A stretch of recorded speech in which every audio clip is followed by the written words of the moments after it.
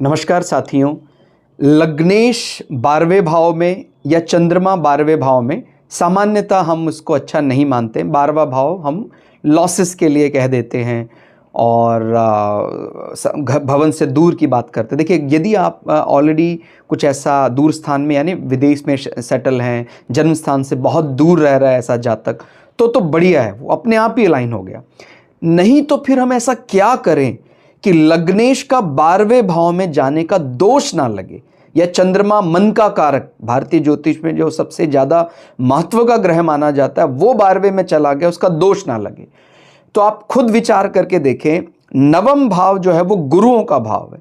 नवम भाव से आगे 4 गिने तो 1 2 3 4, तो 12वां भाव केवल लॉसेस का नहीं है, केवल व्यय का नहीं है।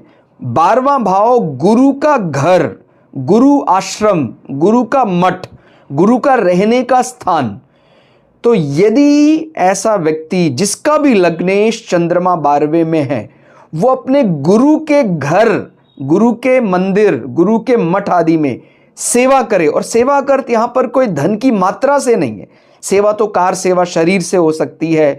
मेनली उसका ग्रेटिट्यूड, यानी गुरु के घर में मुझे कुछ सेवा करनी चाहिए। अगर कोई बालक छोटा है तो ये बहुत ही बड़ा रेमेडी है। उसका लग्नेश 12वें में है, वो आपको ऐसा लगता है कि शुरू से ही इसका जो धन है वो अपव्यय जैसा लगता है कि गलत जगह पैसा लगा रहे हैं, इसके ऊपर जो भी पैसा लग रहा है अपव्यय हो रहा है, वो चंद्रमा 12वें में बैठा है। तो आप उस बच्चे को जब भी समय मिले, उसकी छुट्टियां हों गर्मियों में, सर्दियों में, उसको 5 दिन 10 दिन, हफ्ता, जिस प्रकार से भी, अगर वो गुरु का सानिध्य मिल जाए, गुरु आश्रम में रहने का उसको बल मिल जाए, आप गुरु तलाशें, गुरु के मठ में निवास करने का आपको मौका मिल जाए, गुरु के घर सेवा करने का मौका आपको मिल जाए, मैं आपको बड़े विश्वास से कहता हूं, आपका जो 12वें भाव का जो ऋणात्मक पहलू, अपव्यय वाला पहलू है, वो आपके धनात्मक पहलू में कन्वर्ट हो जाएगा। यानी उसको जीवन में एक स्थायी रेमेडी लेकर चले कि अगर मेरा लग्नेश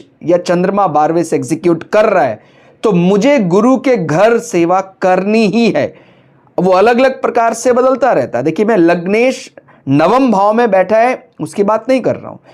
अगर तो नवम में बैठा है फिर तो वो अपने आप ही भाग्यशाली है। अभी वो 12वें में बैठा है तो गुरु के घर को, चाहे वहां गुरु किसी कारण से नहीं भी रहता, लेकिन गुरु का जो शेल्टर, जो गुरु ने एक रहने का निवास स्थान बनाया है, वहां पर की जाने वाली किसी भी प्रकार की सेवा आपको सारे अपव्यय से बचा लेगी, ऐसा समझना चाहिए। आपको बहुत बहुत शुभकामनाएं।